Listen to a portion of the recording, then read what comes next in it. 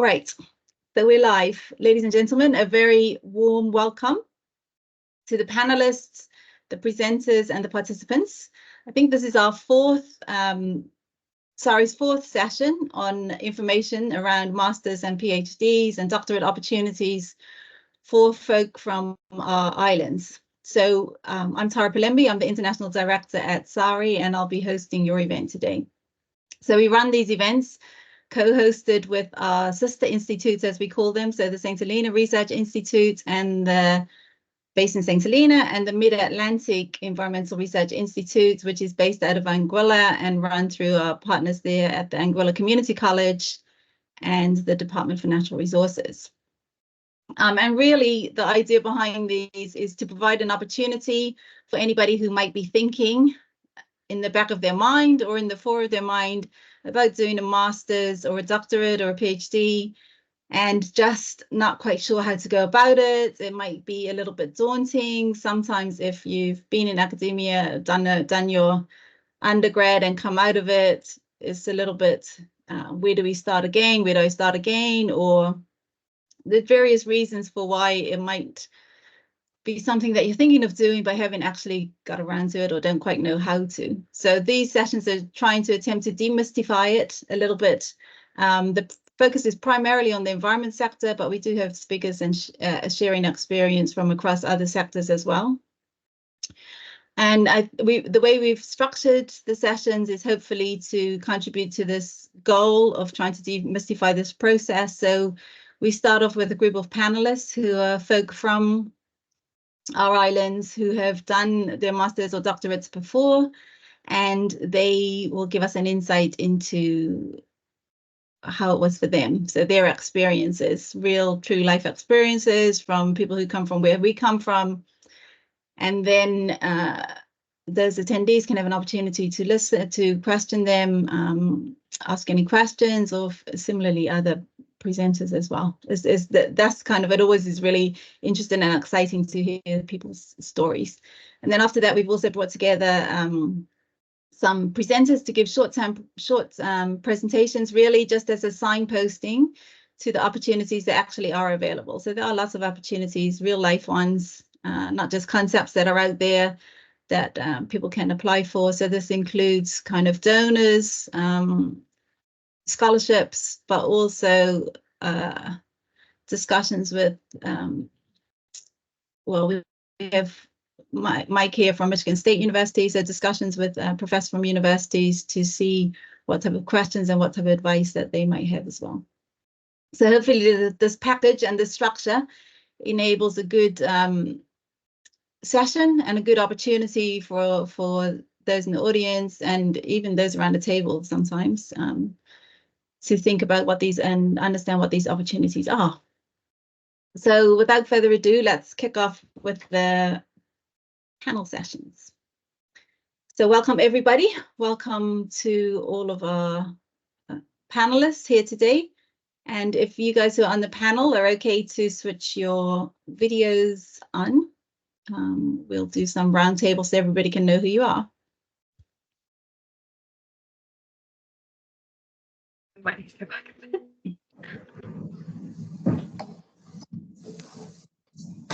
Okay, so welcome. Lovely to have you all here. So if we can just do a quick roundtable, and if you can just tell us who you are, where you're from, what's the highest level of tertiary education you reached, what you studied and when, and what your master's or doctorate focused on. I know that's a long list of questions, but hopefully you have them in front of you as well. And if not, just in that area, in that general area. If we start with Rebecca. Hello, my name is Rebecca. I studied a master's in animal welfare science, ethics and law.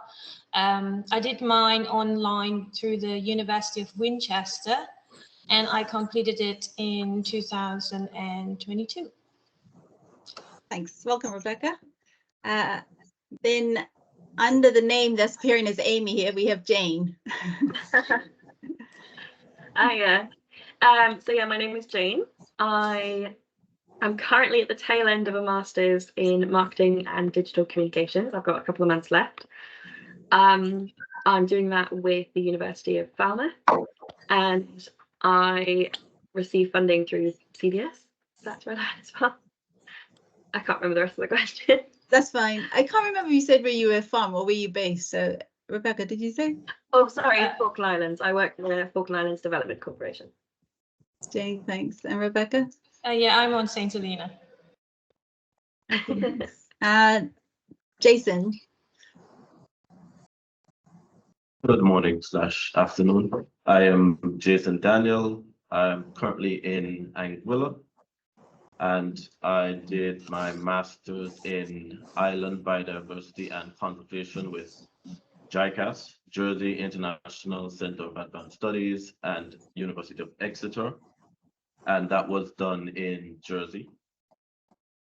And yeah, I think that was the last. Okay, great. Thanks, Jason. And Sedella. Hi, everyone. I'm Sedella Young from St. Helena. I have a Master's of Science in Strategic Tourism Management and Marketing at the SHRI, which I studied full-time for 1 year from 2008 to 2019 with the SCBO Evening Fellowship.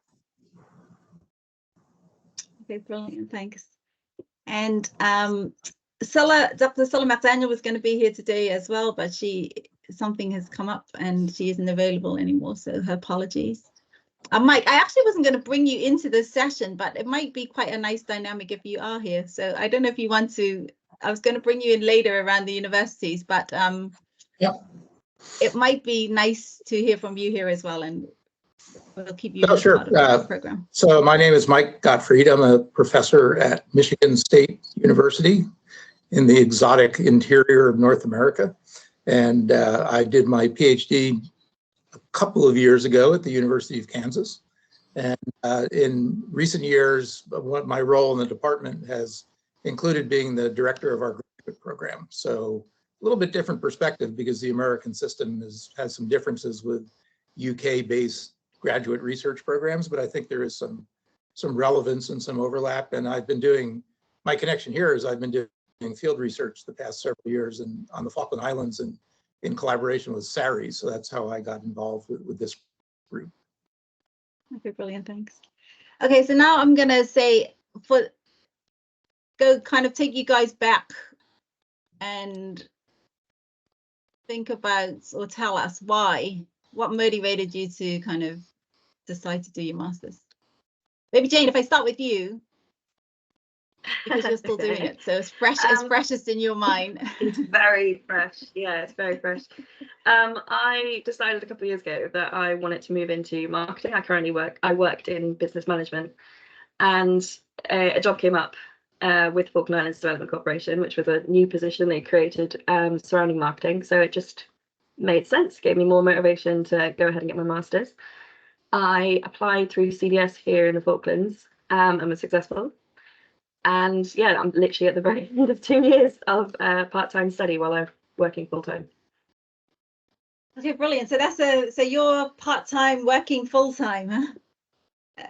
Yeah, I've been really lucky. FIDC offered me study leave while I'm working through my master's. They're really good about giving me leave when I need it. And lots of obviously benefits for when I finish. I can get a really nice pay rise and I can take on some more different jobs within my role. Okay, interesting. Rebecca, you were part-time, you said as well, right? Yes, so I always said when I finished my degree that I would never do any more academic studies. And then I was in practice as a vet 2 years out of uni, and I felt like I wanted to do something else. I wasn't really in a position to leave the island at the time. I was working as a vet at the time. So then I looked into what I could do online as a postgraduate degree and found a few options available within my field, and then landed on Winchester's Animal Welfare Masters. So you did study and work at the same time too? Yeah, so I did mine part-time over 3 years. Okay. So then, Sedella and Jason, I think yours was kind of full-time focused on masters, right? I don't know. Jason, do you want to start about what motivated you? For me, I actually saw the course being advertised on Facebook, and my job contract had just ended, so I thought it was a perfect opportunity to apply, and that was a bit last minute, but a very quick process. So yeah, got that done. What made you think that you wanted, I mean, why a master's? Why did you want to do that? Well, I always planned to do a master's, but I wasn't exactly sure what I wanted to do. But then I saw the course advertised by JICAS, and I saw Jersey as well as a beautiful island, and of course, we love islands, so that was a bit more of a motivation for me. Okay, great, thanks, Jason. And Sadala, what about you? Well, it's strange thinking about it now, but master's was actually in the back of my head before I did my undergrad. I remember the evening, people promoting evening before we left back in 2012. They were talking about it, and they was like, "Yes, you have to have your undergraduate degree." And I thought, well, I'm going to go get an undergraduate degree. They said, "Okay, you have to have 2 years of experience." So it was kind of I already knew what I wanted to do. I wanted to go to do my undergrad, come back to the island for 2 years, and then go for my master's. So it was actually something I thought about back when I was 19, and I actually managed to do it, which was great. Okay. Yeah, it's a big contrast, I guess, from your very structured pre-planning to Jason's ad on the Facebook. But everybody, it just shows that there's so many pathways to get to this stage. Huh? So what did you was there anything daunting? Like, was there anything daunting about the whole thing? Maybe if I start with you, Sadala, let me start with you, because you actually went away. Was there anything daunting about kind of the process itself? If we start with that, like the application, what to do, how to do it, or was that all smooth and straightforward? Well, it was very similar to when I was applying for my undergraduate. The difference was, of course, we didn't have to go through the UCAS site. So it was actually applying directly onto the universities. And it seemed on paper that I had everything that was needed to get onto the courses that I wanted to do. It was just mainly for me, it was a question of funding, which was the one thing that I was really worried about. But I felt confident when I was applying that, yes, I'm going to be able to do this. Okay. How about you, Jane?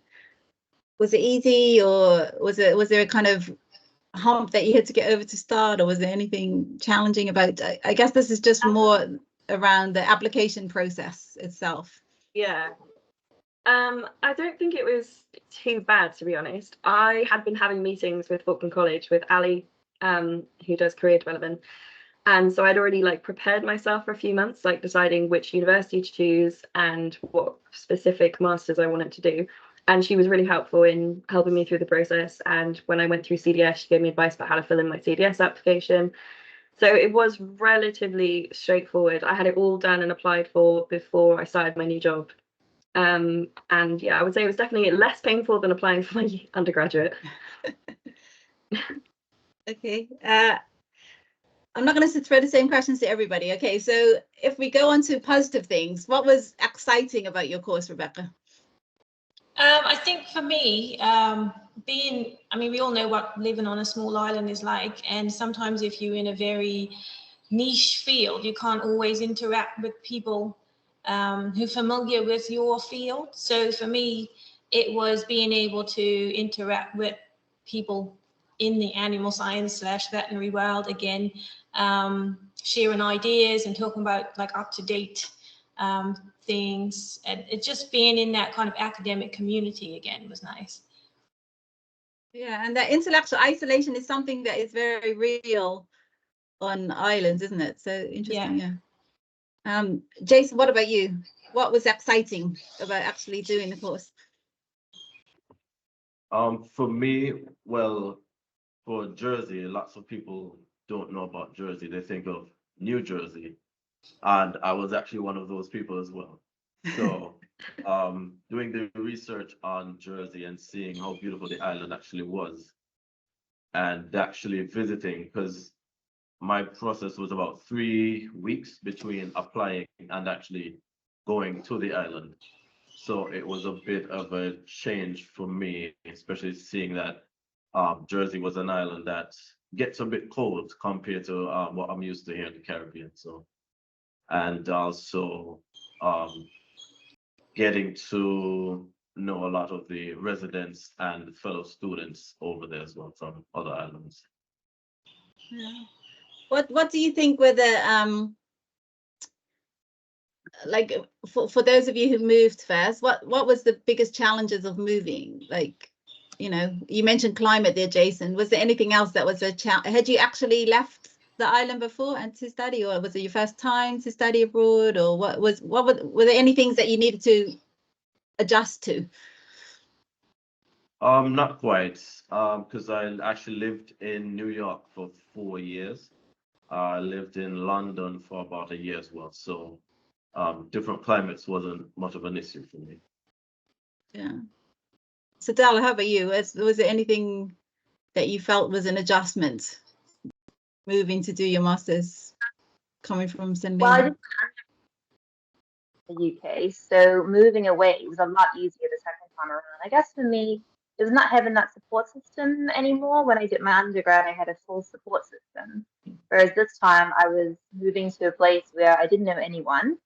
I was lucky that someone was actually going for the undergrad, so I got to have that person close by if I need a little taste of home. But I think it's being for a year as well. It's a shorter period of time than going for a longer time. But yeah, definitely the support system. Yeah. And Rebecca and Jane, what about, are there any, what's the good things and bad things about studying and working at the same time? Well, Jane, if you want to go first. Yeah. I definitely say I don't think I was as mentally prepared as I thought I was when I first started. It obviously takes a lot out of you. It's about 20 hours a week that I aim to study for, and obviously during assignment time I'm doing a lot more than that. And my job can be quite full on, so it was just trying to juggle that balance. But that's where it was really helpful to have that support from my employer, who were like, look, you're struggling, I'm going to give you a couple extra days this week, but I need you to just study and focus on that and then come back to me fresh next week. Like they're brilliant with everything that I'm doing, and obviously super supportive. So I'm really, really lucky in that way. But I think, yeah, just being mentally prepared that it takes a lot out of you, and it is exhausting, but I know it'll be worth it in a couple of months when I'm finished. Yeah, hang in there. It's definitely going to be worth it. Rebecca, what about from your side? Because I guess you had studied, you do have the comparison with having studied kind of full time in your undergrad then. Yes, I think for me, the biggest challenge with being on St. Helena at the time was the internet. We're doing it online, so quite often, you know, we would have several video sessions a week, but I couldn't actually attend them live because our broadband just wasn't fast enough for me to do that. And of course, it's expensive, which wouldn't be a problem now, but it was a couple of years ago.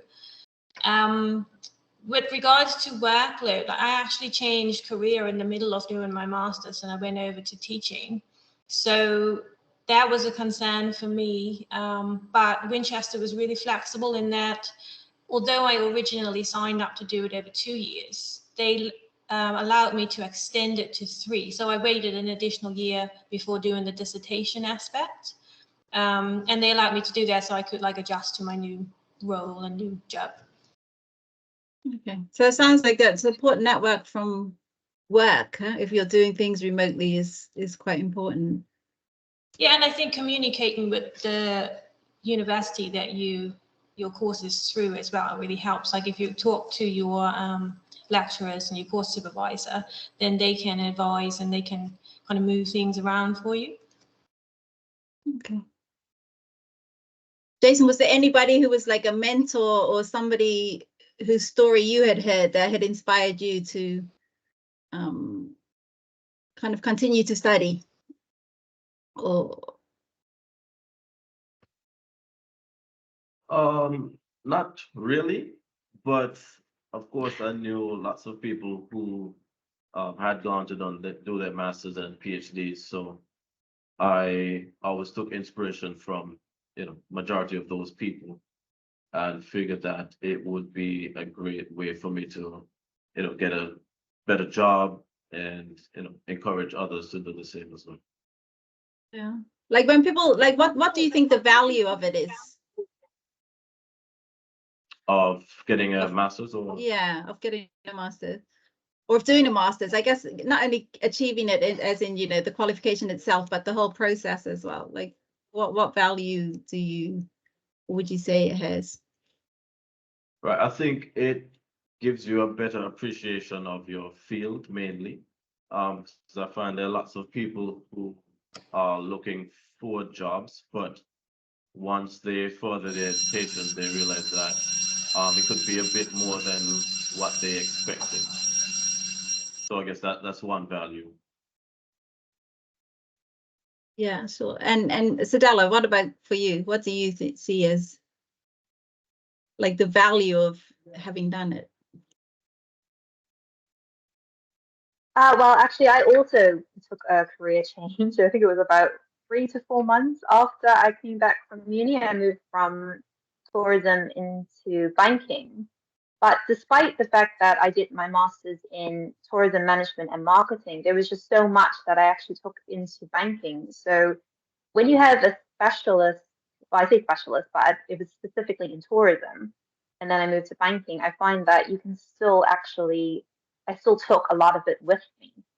So anybody who's kind of thinking of they want to stay in the area that they are in, that not to think that you can't then take those over to a completely different career path if you choose to. Yeah. So none of you have done the master's without an undergrad, huh? Jane, you had your undergrad. Okay, I know, because I just wanted to flag also. Yeah, I do. So maybe Yeah, just I to did my flag undergraduate away. Okay. So maybe just to flag for the wider group that there is also another route. We didn't manage to bring somebody into the panel this time around, but there is an opportunity also to kind of go straight into masters with experience for those who've kind of been working and thinking about it. There's that route as well. That is an interesting one to explore in some fields too. So last then, quick round the table. What's your advice? What would you say your advice would be, Rebecca, to anybody who's thinking it? Like maybe somebody from St. Helena who's thinking, okay, should I do this? Why should I do it? Is it possible? What's in it for me? Anything that you imagine somebody might be thinking, what would you say to them? I would say, especially if it was somebody coming from St. Helena, that if it's in your mind and you're thinking about it, then you probably should do it. Like for me, I mean, I don't work directly in the field anymore, but just having the experience of having done the master's, it gives you so much more in terms of skills with your academic writing and different formats of learning. And then now you have that platform to then step into a lot of different areas. It opens up a lot of different doors for you. A lot of jobs, at least in my area, ask to have a master's or above before you even apply. So just having that backing gives you that opportunity. Okay, thanks. Jane, what about you? And maybe specifically for Falkland Islanders, so anybody. Yeah. I think my biggest takeaway is to use the college, speak to Ali and the team. They were so amazing, especially when I was considering changing careers as well to move into marketing. There are very few marketers in the islands, and I knew that was something that I wanted help with. And also she was really helpful in talking me through different options and finding the right masters that worked for me. I chose one that was a little bit more practical. So I do a lot of practical assignments where I create presentations and reports and stuff that can be used in the workplace. I found that really helpful, as a lot of the other marketing ones are very academic, and that wasn't really what I was wanting to do. So I think finding the right one and just, speak to Ali and the guys in Falkland College. Thanks. Jason, what about you? And for somebody in Anguilla, specifically targeted to kind of that, what would you say? Yes, I would definitely encourage persons to do their masters or PhDs. Here in Anguilla, lots of the jobs require undergraduates and up, so having a master's will definitely help in terms of getting a higher paid or higher position job. And there are lots of persons who are worried about funding for their degrees. I also encourage them to look into funding opportunities for UKOTs are very much willing to help fund education. Thanks very much. And Sadella. I would definitely have to say that don't base your entire decision on the school's ranking, because that's something that I did. SAERI was the #1 school for tourism, and I was saying that I'm going to go to SAERI, even though another course at a university that was actually a little bit lower on the table, now that I think when I actually was doing the course, I realized would have probably been a better choice for me. So definitely go for the course that suits you, not the university with the highest ranking. And also I completely agree with what Rebecca said. I have so many friends with an undergraduate degree when I was doing my master's, and they said straight out, master's is not for me. So if you are thinking about doing a master's, then chances are it is for you. Okay, brilliant. Thank you so much, guys. You're very inspiring. I'm inspired here. I'm sure the rest of the panelists and the audience are as well. It's really wonderful to see you making all these positive choices and doing amazing things on the islands that you come from. So I'm very proud of you. And I think everybody around you is as well. And it's a real pleasure to have been able to speak to you and to get some of your thoughts, and hopefully we'll get some more folk inspired to go down that road. Our focus in SAERI obviously is more around the environmental fields, but I think the whole kind of additional tertiary education is important for everybody, I think, in every field. And I think as we come from our islands, the more that we can be the ones who hold that level of education and are able to hold those roles in the places that we come from, the better. You know, there's a whole learning around what our islands do and how we work there that we don't need to do because we come from there. So we hit the ground running in that terms, and if we can hit the ground running from an academic perspective, then I think it can only be positive for the places that we come from. And you guys are the living manifestation of that, because you're there and you're working and making it all happen. So thank you very much. It's been a real pleasure. So now I don't think there's anything. Was there anything from the panel or anything in the Q&A? Amy, did anything come up? No, don't see anything in the Q&A just yet, but if anybody does have any questions, feel free to put it there. Yeah, sure. So put your questions in the Q&A, and if anything comes up, we can call everybody back at the end of the session as well. But thanks very much, Rebecca, Jane, Jason, and Sadella. It's been a pleasure. So now we're going to go to our presenters who are going to give us the real life opportunities to do this that are out there. So we've heard from folk who have actually undertaken the masters, used the opportunities that have been made available, and now we're going to get an oversight or an insight into some of those opportunities for anybody who might not be aware of them. So we're going to start with Jasmine Parkinson, who is the works in biodiversity in the overseas territories at DEFRA, and she's going to talk us through Darwin plus people and skills. Hi, right, so I'll just share my screen.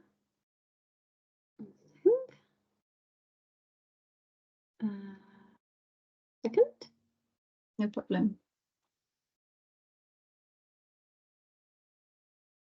That's working. Just yeah. Presenter mode. Okay. Oh, just have to start the presentation.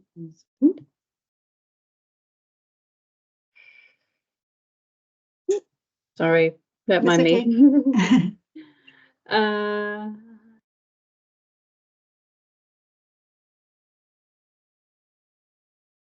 Okay, can you see that all right? Yes, that works well. Okay, brilliant. Yes. So I thanks for inviting me to talk. So I'm Jasmine. I'm based at DEFRA, which is the Department for Environment, Food and Rural Affairs in the UK government. And I'm going to talk to you briefly about our Darwin Plus People and Skills funding scheme. So just for a bit of background context first, so the Darwin Plus programme is one of DEFRA's free biodiversity challenge funds. So the other two are the Illegal Wildlife Trade Challenge Fund and also the Darwin Initiative.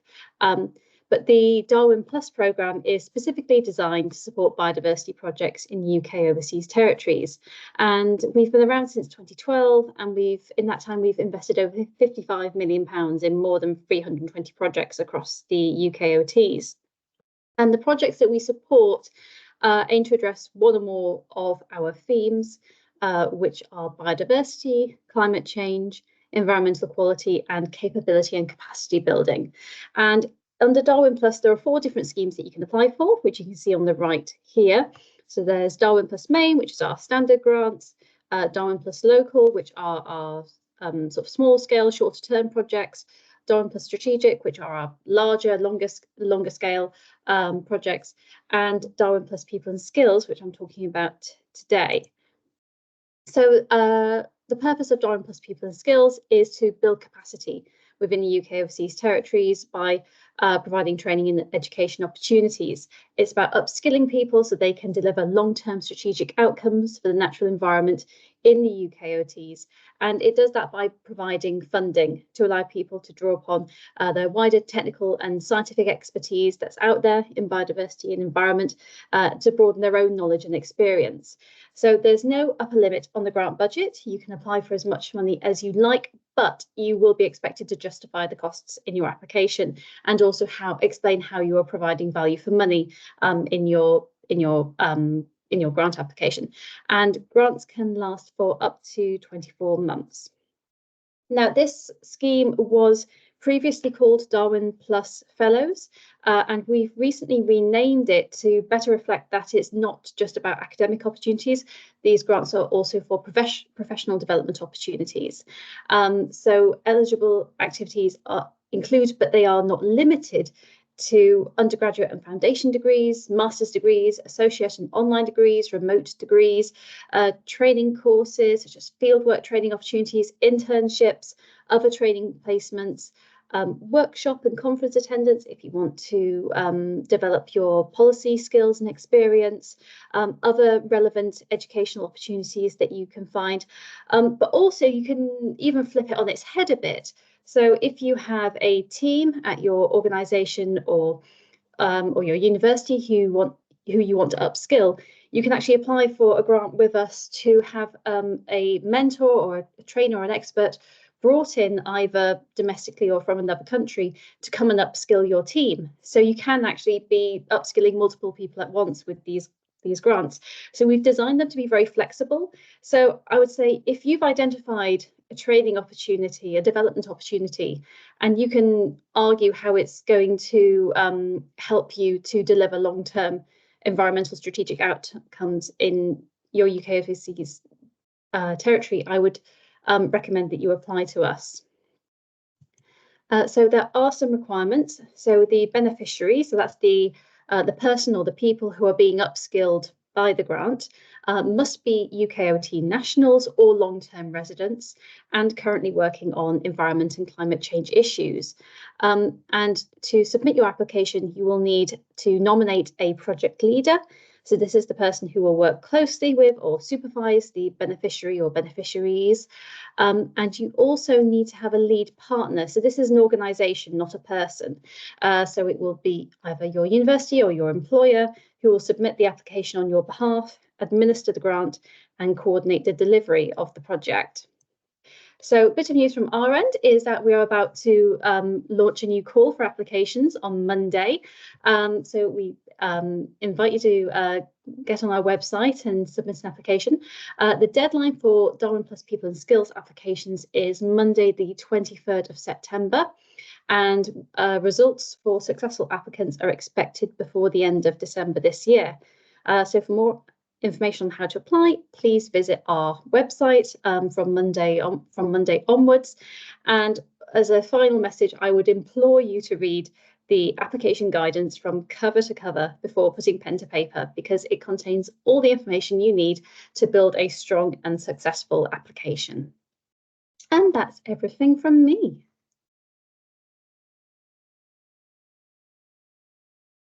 Thank you very much, Jasmine. Really wonderful to hear about that opportunity, and it has broadened out a bit, huh? So really interesting to see.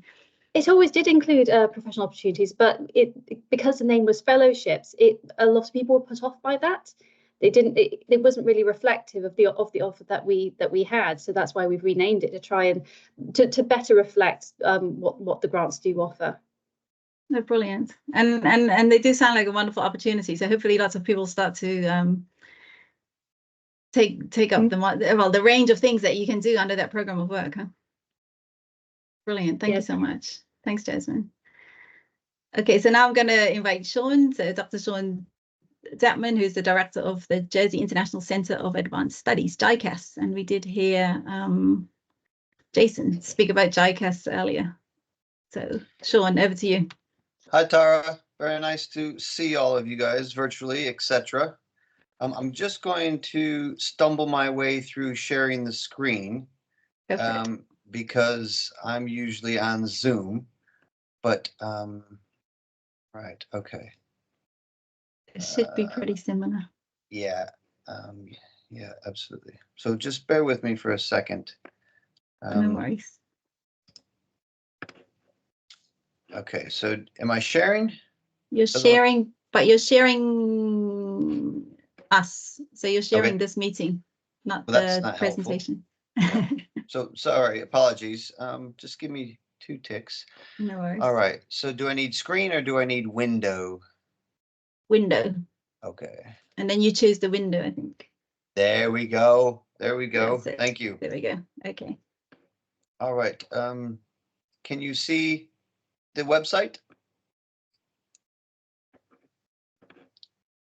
Yeah, is that right, Tara? Okay. Mute, sorry, I'm nodding my head, I'm on mute. Yes, we can see the website. Great, okay.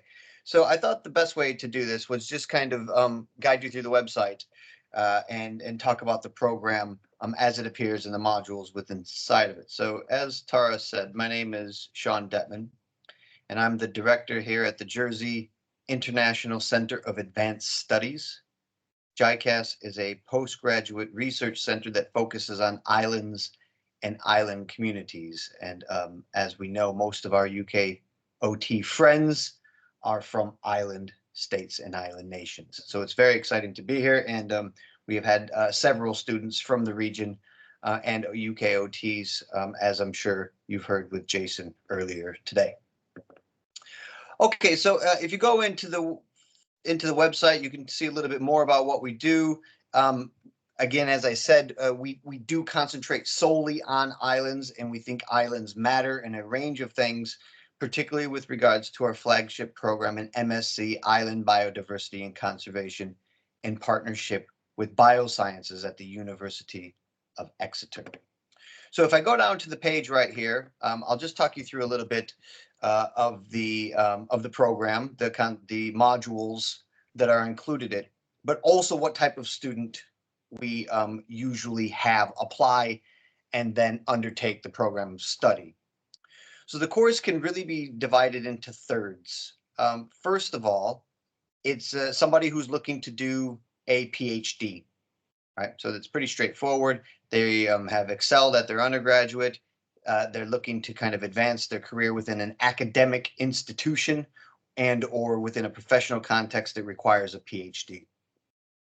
The second third of that kind of profile is somebody who is already working in the second sector or is looking to get a job into the second sector. So they're looking to work at the Department of Natural Resources for the Anguillan government, for example, or they're looking to get a job with the Department of Natural Resources in Montserrat, et cetera, et cetera, et cetera. And then the last third of that profile is somebody who's looking to work in the third sector. So somebody who's working for an NGO, a national park, a national trust, somebody that's looking to be a conservation officer or a research officer in that kind of third sector industry. So that's really kind of the thirds, roughly speaking, as to what type of applicants we get. Again, the actual profile in terms of where the students come from is, again, roughly cut into thirds. So we get about 15 to 20 students per cohort. And if we said we get, 18, for example, 6 of them would be international students, as far as, the United States, China, or India, massive land masses, as well as small island nations across the world. So from the Caribbean into the Mediterranean and the Pacific people. We've had students from Taiwan, from the Philippines, from Java, Papua New Guinea, etc. So it really is quite varied in terms of the international students. The second third, if you will, are from the UK or the EU. Some students that have undertaken an undergraduate program either at a UK university or similar in the continent. And then a third of our student profile is Channel Islanders. So they come from Jersey or Guernsey, and we have yet to have somebody from Sark or Alderney, but hopefully that will change too. All right, so a third. If you have a look at the website, you'll see the different modules. It is a set module, a set program. So there are 8 taught modules, right? 4 in the first semester, right? So we have the fieldwork statistics, which will teach you RStudio for the purpose of quantitative output. And then we have 3 modules that are more kind of traditional lecture-based modules. And they are largely mapped against the main textbook that we use. The second semester also has 4 taught modules, but it has a little bit more kind of an applied theme, right? So first semester, you're looking at how to shape the material within RStudio and learn more of the theory. In the second semester, you're looking at how to apply that, particularly when we see modules like global conservation strategies and legislation. And then, of course, our capstone module, Conservation in Action, which is part of our International Field School in Tenerife. We work very closely with colleagues and friends over at the University of La Laguna in Tenerife, and we go spend 10 days with their staff and students undertaking various research-led projects and field trips. And then the last third, if you will, in terms of the program itself, is its dissertation, a research-led program of study that is largely shaped around primary material, for the most part of which the students go out, design, collect, and collate that data around one of the various themes across the program, and then they marshal that into an effective study, a 2,000-word literature review, and a 10,000-word report. So those are the modules as they are in terms of the taught aspect of the program, and then the dissertation is also a third of the overall program. So standard credit system, 15, 30, 45, 60 for the first semester.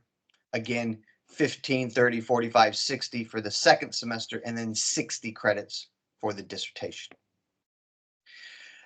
One last aspect I would like to talk about in terms of the program in this MSc Island Biodiversity and Conservation is the manner in which we deliver the modules. We deliver the modules, all of the taught modules, in 4-week blocks.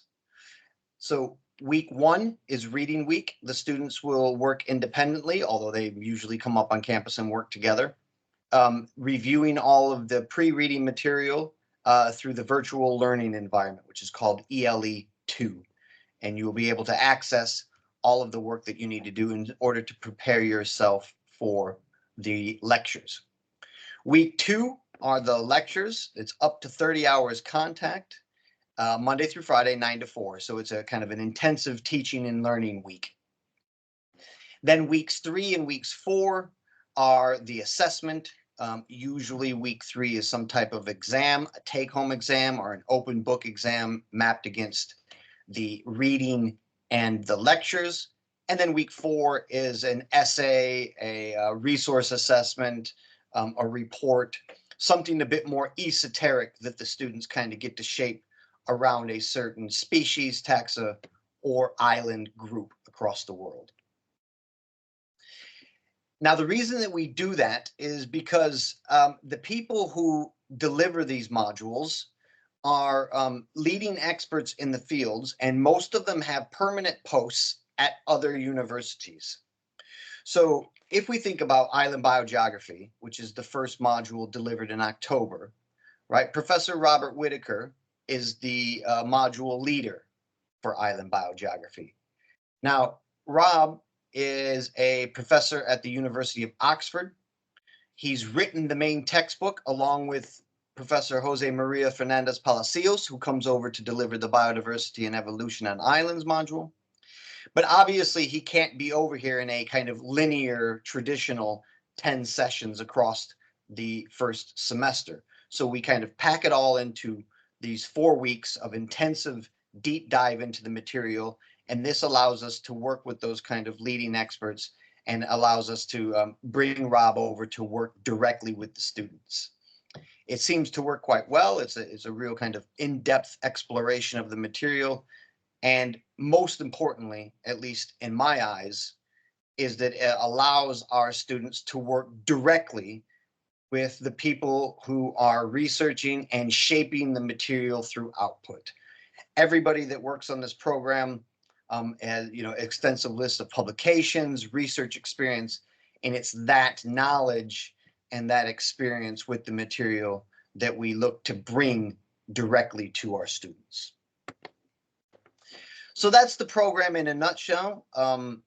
You can have a look at the website. You could also look at the University of Exeter's postgraduate study site. So if we go back home and then you set to the apply now, hopefully it will show you in an open window, right? You can go straight to the University of Exeter's postgraduate study site where there's more information and the application process is all right there. Or get in touch with Tara or anybody across the day, Jason, and I am more than welcome to have a chat with you over Zoom or at any time through an email exchange. Okay, I'm going to stop sharing. Tara, tell me if I've done that correctly. Yeah, that was good. It's all stopped. Thanks, Sean. Hey. And you guys do have, I don't think you mentioned you have bursaries that are specifically targeted at UK overseas territories. Oh, thank you very much for reminding me, Tara. That is exactly right. So a number of our students, several of our students before that have come from the Caribbean in particular, have accessed cash through the Darwin Plus Fellowship, which Jasmine just described.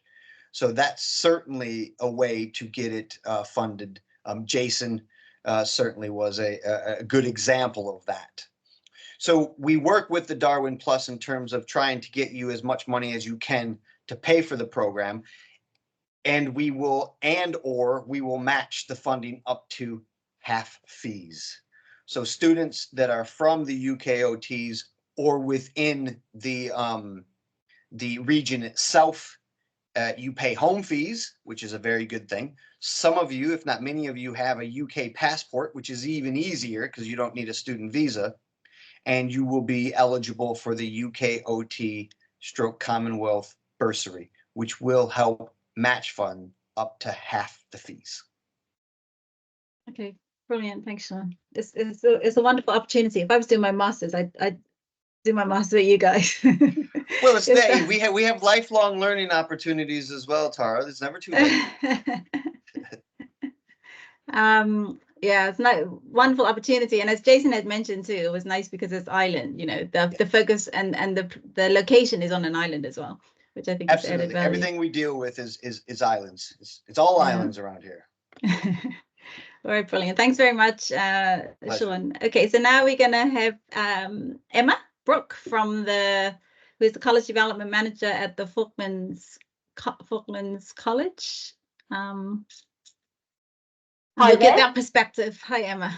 So she'll give us the opportunities available through the college. Well, I'm doing all the overseas territories. I've done a bit of research. Oh, So, excellent. I'm not sure how to share everything, so if you bear go with me because to- I am not good at these things. So is that looking okay at the moment? That looks good. You just need to put it in presentation mode. Yeah, I'm getting there. Nothing ever goes swiftly. Here we go. There we go. There we go. So I've been looking at how the overseas territories, across all the overseas territories, actually fund students to do masters or PhDs. And doing this, I emailed every single island nation, every single British overseas territory. Congratulations, Anguilla. Congratulations, Gibraltar, because those were the only two that actually got back to me. Everything else I've had to sort of find online. So it hasn't been easy because every different overseas territory has a subtly different scheme available to their nation's peoples. So, but the funding is there. That is the good news. The funding is there. So I started off by actually just looking at the British Overseas Territories tertiary and higher education sponsorship. And the good news is that it's certainly out there. It ranges between all the different overseas territories. Quite a number of the overseas territories will fund all the way through tertiary and undergraduate education. Some of the overseas territories then bond their students to return. Others, you've managed to escape the bonding. But what I also found that was quite interesting was across the various British overseas territories, how a number of people getting undergraduate qualifications varies. It's quite marked. So, you know, Bermuda sort of stands out there with 36% of the population having an undergraduate degree, whereas, you know, where I'm from, in the Falkland Islands, only 5.6% of the island population seem to be able to get even an undergraduate degree, let alone starting to think about a postgraduate qualification. So moving on to the overseas territories, and masters and PhD sponsorship. As you can see, just about everybody offers sponsorship. The exception is Tristan da Cunha and Pitcairn, but both of them do have workarounds for people. So Anguilla, you have to be a belonger. In fact, in just about all of the overseas territories, to get funding, you have to be a belonger to that island. Now, hopefully, those of you who are interested to go on to study will know how you become a belonger and what a belonger is, because each of the island nations have a different set of rules around what a belonger is, and how many years you will have had to been studying in your islands before you can actually apply and access any funding. Also, the amount of funding that is available can differ between the various island nations. So again, do a little bit of research. Every island nation has their own website. There are contact email addresses. If you're not sure if you qualify, ask, and I'm sure they'll get back in touch. So I'm going to talk a little bit about how masters and PhDs can be funded through the Falkland Islands government. So to access master funding, you can apply to do a postgraduate qualification through the higher education policy, but it's not for every qualification. It's really only for people who are going on to do teacher training or they're completing their professional qualifications to become a lawyer, barrister, solicitor, etc. So if you're not doing, if you're not looking for that, then you can apply to a scheme called the Community Development Scheme. Now, the beauty about the Community Development Scheme is that it will fund anything from for a training course for somebody wanting to do tertiary education, right the way up to doing, we're currently funding 2 students through the Community Development Scheme to study towards becoming a medical doctor. So there's quite wide scope. The other good thing about the Community Development Scheme is that you have to hold PRP. So you have to be held a permanent resident permit, which means for the majority of people, you have to have been in the islands for 3 years, and you will have had to have been resident in the islands for 12 months to be able to apply to the Community Development Scheme. If you're gaining your professional qualifications through the higher education policy, then you have to be a Falkland Island status holder. So those are the two main differences between that. But again, there is money there available for people who are wanting to do masters and potentially for PhDs. So lots and lots of scope, lots of opportunity there. So just going on to the sort of second slide here. St Helena reckons that it costs about £68,000 for somebody to complete an undergraduate course. So that would be including all their travel, their living expenses, the tuition fees. And I think that they're probably about right. I sat down once and worked out that the Falkland Islands government has probably spent over £100,000 on my education. That was in the days when overseas territory students were regarded as international students, and I'm very pleased to say that the UK government has changed that now. Overseas territory students are regarded as UK nationals, with the exception of Scotland. Come on, Scotland, wise up. So England and Wales, you will get charged home nation rates. Scotland, you will still get charged international rates. So keep that one in mind as well when you're looking at where you're going to apply. Ascension Island is the only one that really doesn't have anything in place. And it says that it's because that there are no sort of native peoples of Ascension, and they can usually access funding through other sources. People from St Helena will have to usually go through a stipend through the UK government. And I did find a paper on the St Helenian Scholarship Trust, but I've got no evidence to see that that was actually adopted. So I'd be quite interested to hear if that is the case. So yeah, so the funding is out there. You need to go and dig around. You need to establish whether or not you will be bonded on your return, and the implications that might have on you, and is that the right pathway, because there are other funding opportunities outside of your territory's government. So for example, I did a quick search. A lot of universities offer various scholarships, studentships.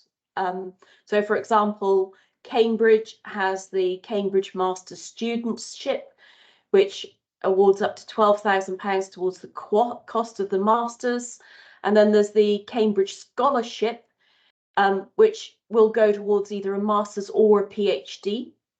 Then there's also Gates Cambridge. I don't really know a huge amount about this all and whether or not this is across other universities as well.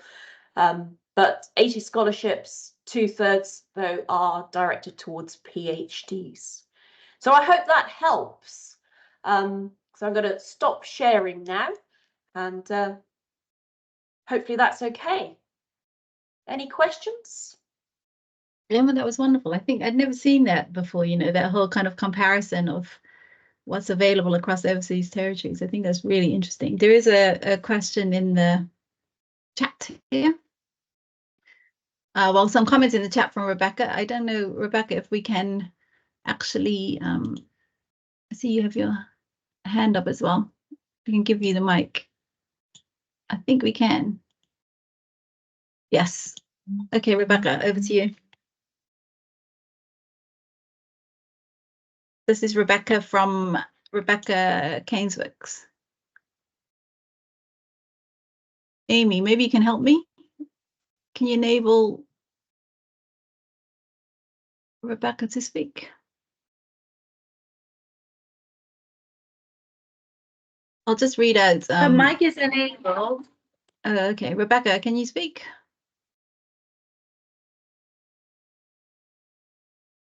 If it's not working, maybe you can type and I'll read it out. So far, Rebecca has said in response to some of the things you've mentioned, Emma. Thank you, Emma, for pulling the information together in your first 3 slides to look at tertiary and higher education. Really interesting. Would you be able to share the slides? And then she also said yes, that... absolutely. Yeah, more than happy to share the slides. As I say, I think some of the information is a little bit outdated, but you know, it's been a bit of an internet troll to get to where I've got. Yeah.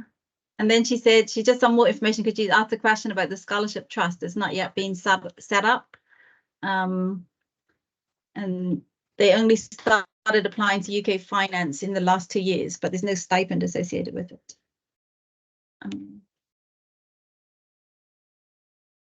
Yeah, I thought that was probably the case. I think most people from St Helena have to apply to the UK sort of student funding.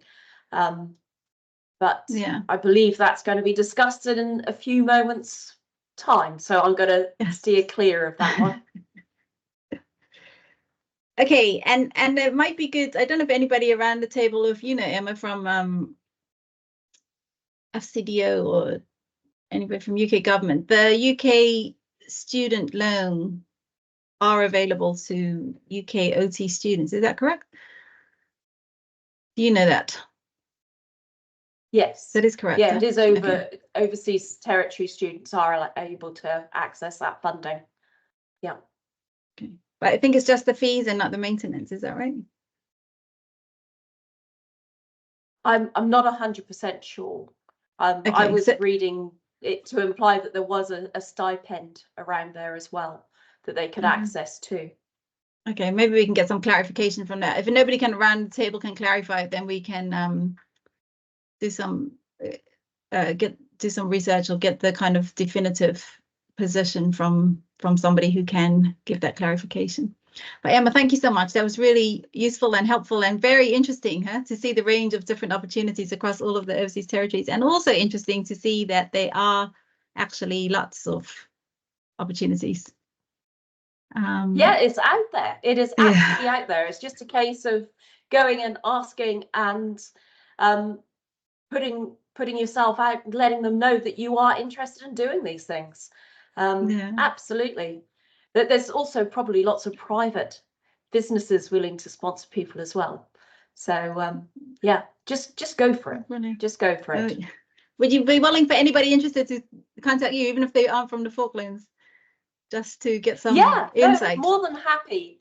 As I say, I've managed to sort of pull together quite a lot of email addresses from different parts of the overseas territories. So if I can't give anybody any help, at least I can point them in a direction. And sometimes that's all you need, is to be pointed in the right direction. Exactly. Okay, brilliant. Thank you so much. That's really helpful. Thanks. So now I do actually have clarification from Rebecca, the current head of sixth form on St Helena, and yes, it's only course fees and not maintenance. Rebecca Lawrence, that is. There's quite a few Rebeccas here. So Rebecca Lawrence has confirmed that it's only course fees and not maintenance fees. Okay, so now I am going to introduce Tegan Francis from FCDO, who's going to, in the Falkland Islands, who's going to speak to us about the Achieving Scholarship opportunities. Tegan, Hi, welcome. Hi, how are you? Good, thanks. So I'm just going to talk a bit about Chevening. Let me just share my screen. I will have to turn my camera off as our internet connection isn't as reliable today. One Yeah, no second. problem.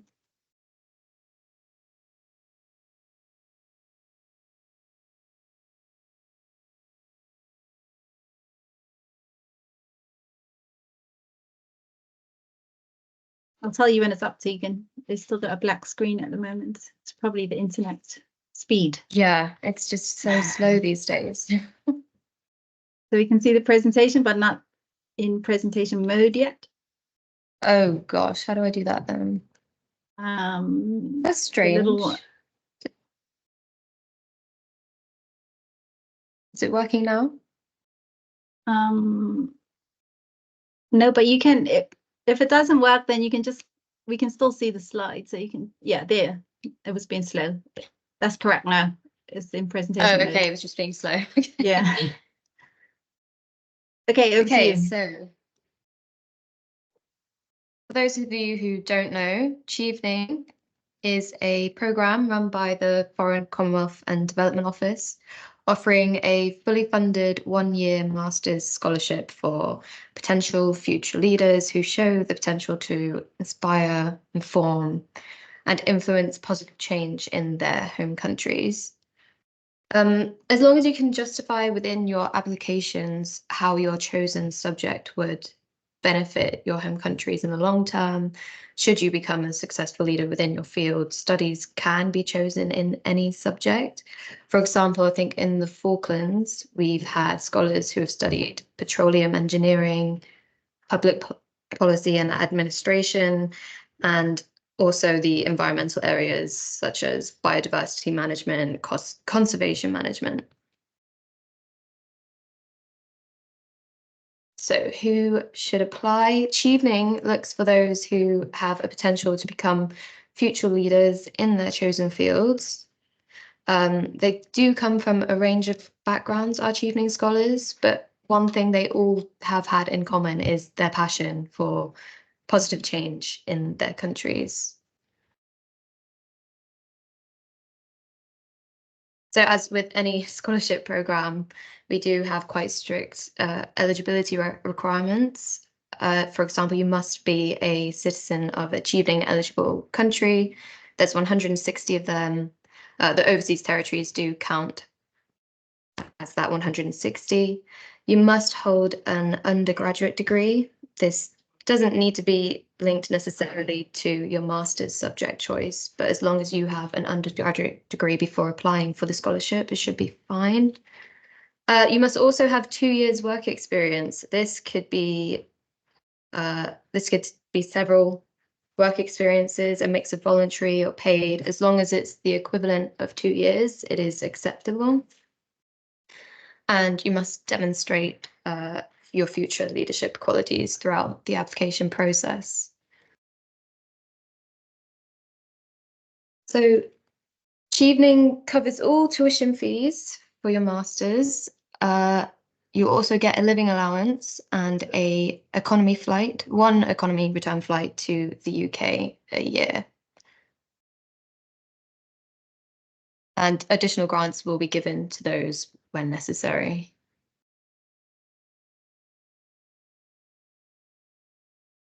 So there is much more to Chevening than just funding, which I think really sets us apart from other scholarship programs.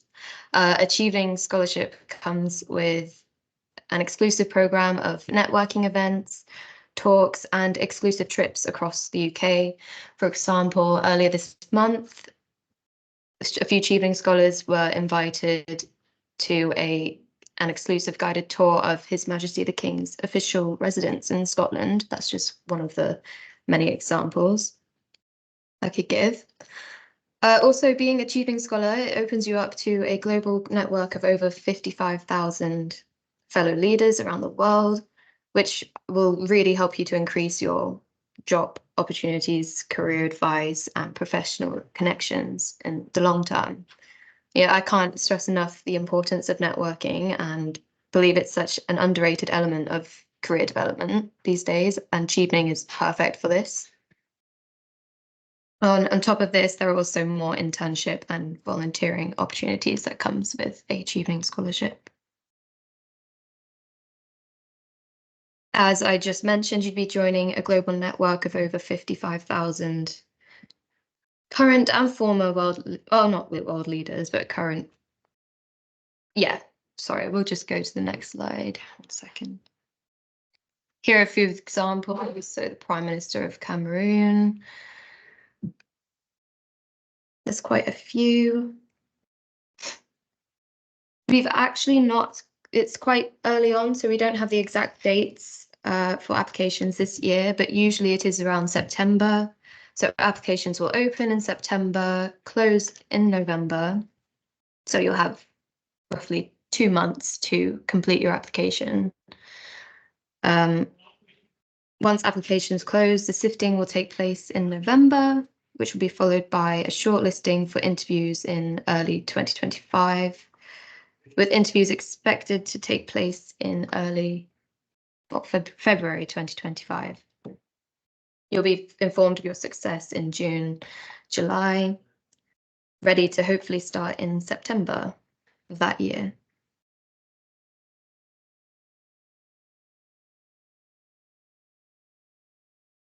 So again, the exact dates for applications has not been released yet, but you can keep an eye out for this date on the Chevening website at chevening.org or by following our social media channels at Chevening FCDO on Twitter or Instagram. And I think we've got Facebook too. Just note that ineligible applications will be rejected, so it is really important to check that you meet the eligibility criteria before you start your application. And all of this information and further eligibility criteria can be found on the chevening.org website. And that's all from me. I've also got Kerry on the call in case I've missed anything important there if she wanted to come in. But other than that, thank you. Hi, Tegan. Hi, everyone. Yeah, I think you kind of covered everything. On the eligibility criteria, one of the conditions that we explicitly ask applicants to confirm is that they will return to their home country for a minimum period of 2 years once they have completed their master's degree. So that is one condition. I've just noticed it's not on the slide, but it definitely is a condition that we need scholars to confirm to when they apply and also at the interview stage. But yeah, it is, as you mentioned, it is kind of different to other scholarship programs because Chevening has kind of molded it into a bespoke program where it is all about getting people to network with each other, to build their career prospects. So, you know, they get to go on so many different, they get to go to so many different events, conferences and workshops that's been put on by the FCDO.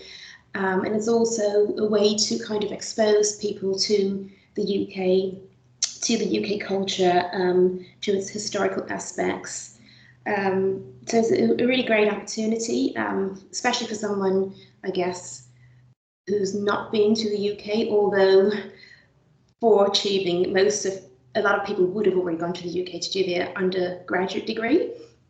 But yeah, it's all about getting people to kind of work together and build up that network of leaders all around the world. Brilliant. Thank you very much, Kerry and Tegan. That was really insightful. And you both are the officers in the contact points in St. Helena, Kerry, and in the Falklands, Tegan. So I guess if anybody from the islands wants to get in touch with you directly, that's okay as well. Yes, that's fine. I can put my email in the chat. Okay, brilliant. Yeah, if you guys could put your email in the chat, that would be great. And again, another wonderful opportunity. And I think Sedella in the earlier panel session was a Chevening scholar as well. So lots of connections and links all around here. Thanks very much. So now I'm going to pass on to another scholarship, the Commonwealth Scholarship, and I think that's going to be presented by Mariam, and Mikey is also here as well. Hello, everyone. Thank you, Tara. Allow me to share my screen in a second.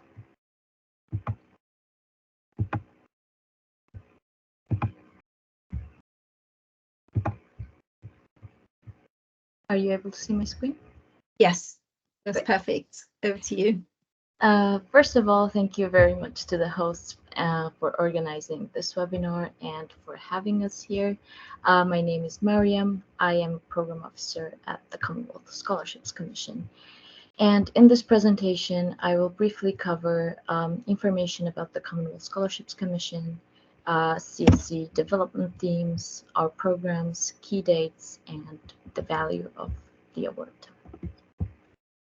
Briefly to start about the CSC, established in 1959 and funded by the UK Foreign, Commonwealth and Development Office, Commonwealth Scholarships and Fellowships enable talented and motivated individuals who could not otherwise afford to study in the UK to gain the knowledge and skills required to make a positive impact on the development priorities of their home countries.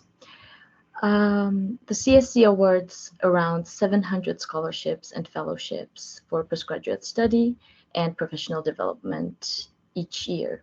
Over 31,000 Commonwealth Scholars and Fellows have been funded through the CSC since 1959.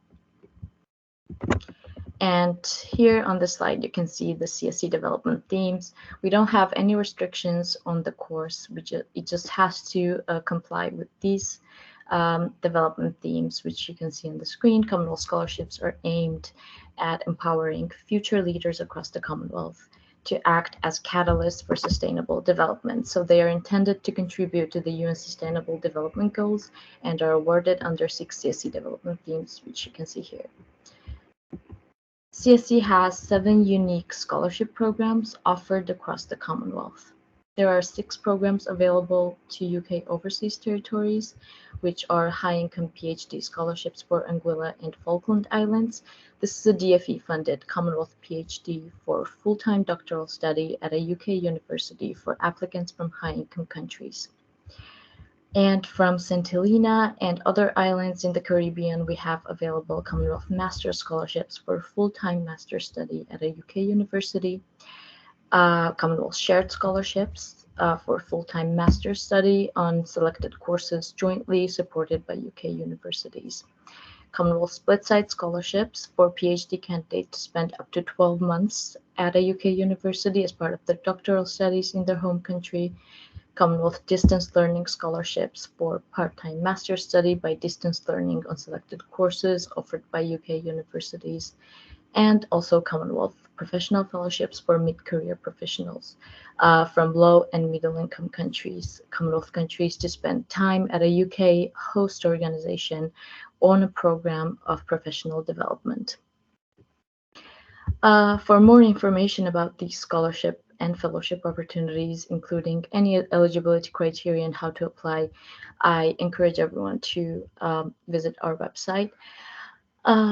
Because as you can see, there are 6 different scholarship programs, so eligibility criteria for each of them varies. However, normally we require upper second class first degree or lower second class first degree and also a master's degree.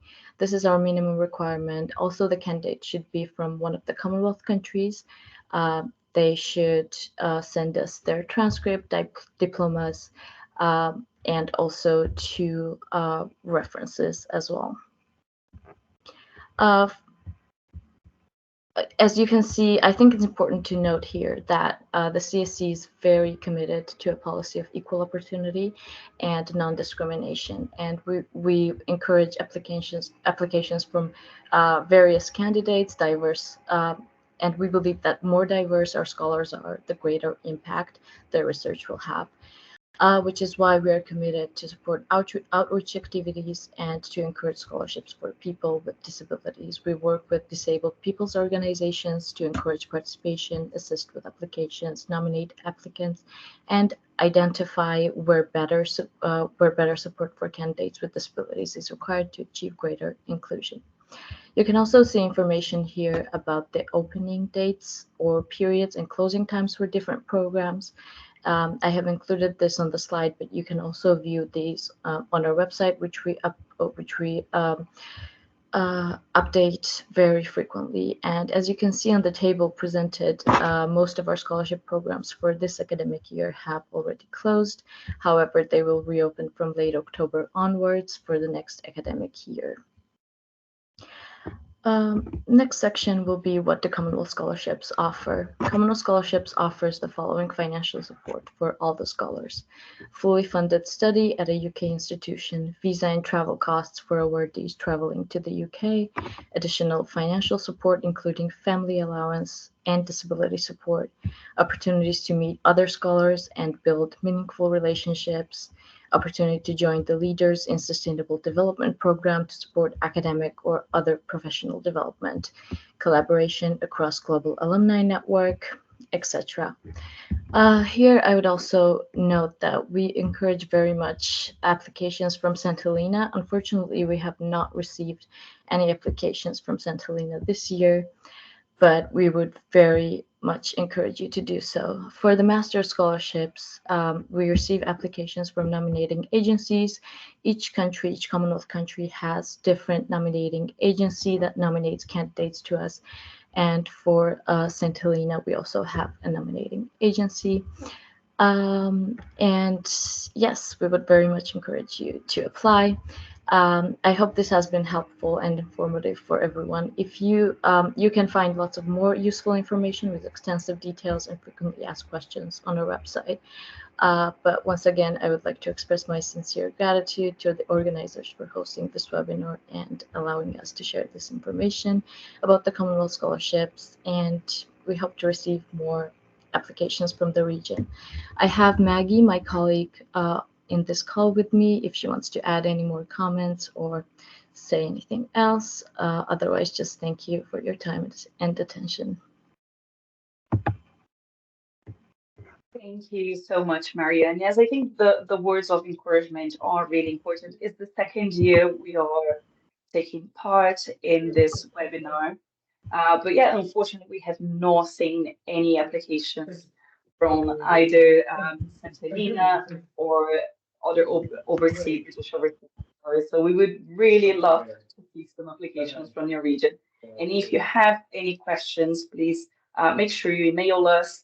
As Marianne said, the Master Scholarship, the nomination is done via the Education Agency, which in the St. Helena's case is the Education Skills and Employment Portfolio. We have a person who's our contact there, whose name is Angela. So candidates could potentially be reaching out directly to the agency. But for the PhD high-income countries scholarship, the application is done only via the CSC website. So make sure you have a look at the CSC website. There are some other requirements there for the PhD. And it's also not a scholarship that we are able to open every year because we do rely on funding to come to us. So make sure you do apply when it's open because it's not guaranteed it's going to be there next time. Okay. Thank you very much, Tara. Thanks, Maggie and Miriam. Really another wonderful opportunity, and a shout out to all the islands that aren't applying. We always say there's no funding, but there's opportunities here that people aren't applying for. So we really need to make sure that they're taken up because they are wonderful opportunities. Thank you very much for sharing that with us. And hopefully you'll get some applications this time around. Okay, so I'm conscious of time. There are two things that I was going to present that I think I will leave it for. I'll speak to it in the wrap-up remarks. So I want to bring now Professor Mike Gottfried from Michigan State University, who was with us in the beginning. Mike, are you still there? Yep, I'm here. Hi. You see me okay? Yes. So, Yeah, well, hi, everybody. Hello, everybody, and thank you for inviting me. So my role here is a little bit different. I'm obviously not living on a British overseas territory. I'm living in the middle of North America. And the US system for graduate studies is a bit different in some respects from the UK-based system. But I think there are some commonalities, and I'll just have a few comments on that. I don't have slides, so bear with me. Just a few things. So I've been both in the position of advising undergrads in my department on how to get into graduate programs, writing letters and suggesting ways that they can strategize their chances of getting into good programs. And I've also been for the past, up until last year, for a number of years, the graduate director. So I also was responsible for admitting graduate students and working with the master's and PhD students in my department. So a few things, and again, these may or may not apply in all cases, but they're things that I always talk to potential grad students about, and to those who have already taken the plunge and are in master's and PhD programs. So if you're thinking about a graduate program, and this may be more difficult for students coming from overseas territories where distances are large and travel expenses are high, but even if it's only remotely, try to visit either online or in person the place that you're considering going to see if it has a sort of a culture and atmosphere that you think is a good fit for your interests and the style of program that you're hoping to get into.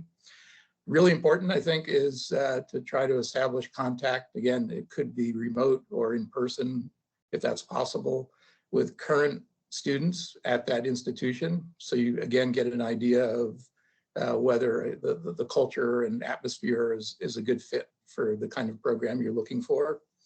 It's a good idea to establish contact relatively early with potential faculty supervisors to see, A, if they're interested in adding more students into their group, and B, again, if you think it's someone whose research is interesting to you and you think you would benefit from working with, and have an idea of what kind of expectations they have for their master's and PhD students.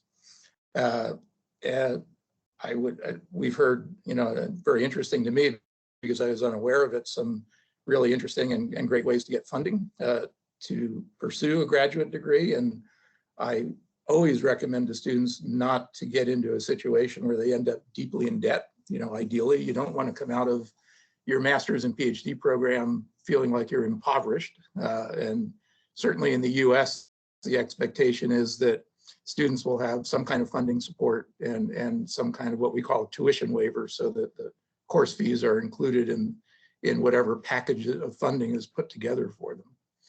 And then in terms of those students who are undergraduates pursuing a bachelor's degree, but thinking of going on and considering how to position themselves most strongly to go on for an advanced degree, there are some things we look for. We obviously first probably look at just their overall academic record and look for students with a strong academic record. But then we also look for what you might think of as sort of value-added things that make them more interesting potential candidates and prospective students.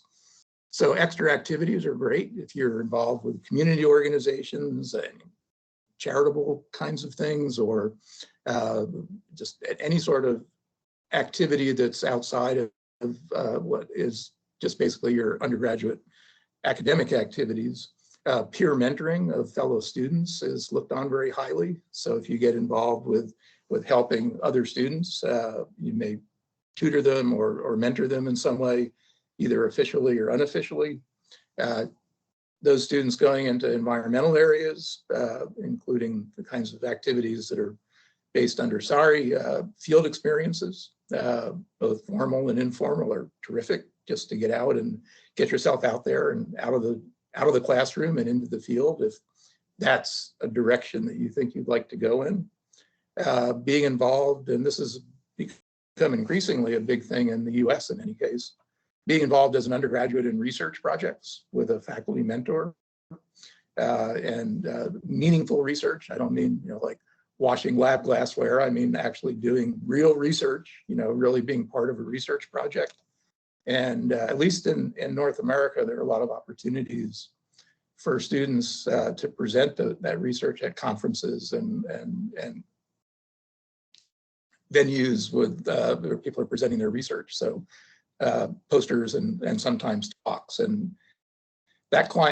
climate has really changed. In years past, it was relatively uncommon for undergraduates to present at large conferences, and now it's become increasingly more common. So I realize that some of these things are impractical for students who are based on one of the more remotely located islands, but maybe some of those things overlap with some of the experiences that undergraduates can have. And I would also recommend that students try multiple avenues of, or explore multiple possibilities for their graduate studies. Basically, don't put all your eggs in one or two baskets. You know, think of a range of possibilities. And those are just some thoughts that, you know, hopefully also apply to students getting into UK master's and graduate and PhD programs. And we certainly have international students in my own university at Michigan State. We don't believe we have any UK citizens right now, or Commonwealth citizens at the moment, but we certainly have had in the past. So there is that possibility as well. But and I'll put my email in the chat, and if anyone has any questions that I can help with, I'd certainly be happy to try to answer them. And just one very quick thing, I wanted to say hi to Emma Brooke and assure Emma that our big geology paper on the Falklands is actually in review right now with Eric, my colleague and company. So that's how I got connected with this group, from doing geology field research on the Falklands. So thanks, and I'll leave it at that because I know time is getting on. Hey, Emma. Hi, and thanks very much. I think that's really helpful. You know, we had the kind of the students and the funders, and just to have that perspective from inside an academic institution is really helpful. And I think it's also good to broaden kind of beyond UK as well, because the opportunities, you know, opportunities are global. So I think it's really interesting to hear that perspective. So thank you very much. Yes, I'll put my name and email in the chat. Okay, that would be brilliant. Thank you so much. So just to wrap up then, with the two things that I was going to present, Dr. Zoe Thomas from Southampton wasn't here, but she was going to speak to the doctoral training programs. So we don't have time to go into them to detail, so I'm just going to flag that they exist. In UK, there's doctoral training programs, and there you apply to get onto that platform, and then everything is funded. So that's another opportunity. I'll put a link into the chat for that. And also I was going to speak to the opportunities with SAERI. So again, we don't award masters or PhDs, but we are very good at working with people in collaboration, and have students who work very closely with us with different universities as the awarding bodies for masters and PhDs. So anybody interested, get in touch with us as well. But so just to wrap up, it's been a wonderful opportunity, another wonderful sessions. These sessions are always so inspiring. There's amazing people out there and amazing opportunities. And I think it's really testament to the, I guess, the goodwill towards UK overseas territories and the abilities within overseas territories that we actually are able to mobilize all of these excellent speakers, all of these excellent panelists. And there's the will to inspire others, I think, and to get other people involved and other people working in these, taking advantage of these opportunities in tertiary education, in postgraduate education that exist. So thank you very much to our panelists. Thank you to our presenters. Thanks to our audience. It's been a real pleasure. And we look forward to next time. We're thinking about whether 6 months or a year is the right frequency. So if anybody has any ideas or suggestions or any feedback, please do write it down and send it through to Amy and I, and we'll really happy to think about how the sessions run and how frequently they are, etc. But I do think there's great value in having them, and we really appreciate everybody's time and effort. And before I go, I want to say a special shout out to Amy, who has been amazing in the background, just organizing all of this and enabling it all to happen. Thanks, everybody. Hope you have a wonderful rest of the day and look forward to seeing you next time. Thank you, Tara. Goodbye, everyone. Thank you. Bye. Thank you, Tara. Thanks, everybody. Bye. Thanks, everyone. Bye. All right, bye.